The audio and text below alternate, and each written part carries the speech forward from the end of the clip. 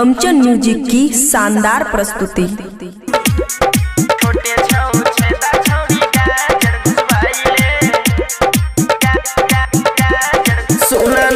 छोटे छौ छेदा छौड़ी गाजर घुसवाइले छौड़ी छोटे छौ छेदा छौड़ी गाजर घुसवाइले हे गे माल छी कमाल छियै यादव जी के लाल हे गे माल छी कमाल छियै यादव जी के लाल छोटे छेदा के लम्हर करवाइले छौड़ी छोटे छौ छेदा छौड़ी गाजर घुसवाइले सुना ना छोटे छौ छेदा छौड़ी गाजर घुसवाइले डीजे गुड मन छोटे छौ छेदा छौड़ी गाजर घुसवाइले छोटे छौ छेदा छौड़ी गाजर घुसवाइले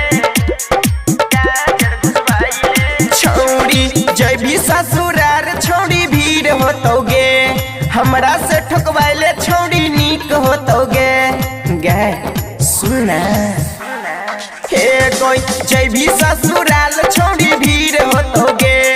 हमरा से ठोकवाइले छौड़ी नीक होतोगे दर्द ने होतो कम होतो सब पलटाई के छौड़ी छोटे छौ छेदा छौड़ी गाजर घुसवाइले सुना ना छोटे छौ छेदा छौड़ी गाजर घुसवाइले डीजे गुड मधुबनी छोटे छौ छेदा छौड़ी गाजर घुसवाइले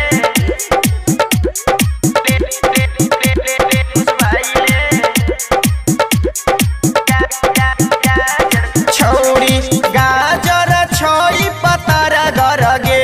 घुसई बाउ नई छौड़ी लमहर गे सुना हे कोई गाजर छोई पतर गरगे घुसई बाउ नई छौड़ी लमहर गे रमकेश किसान नहीं ले तो पलटाई के छौड़ी छोटे छौ छेदा छौड़ी गाजर घुसवाइले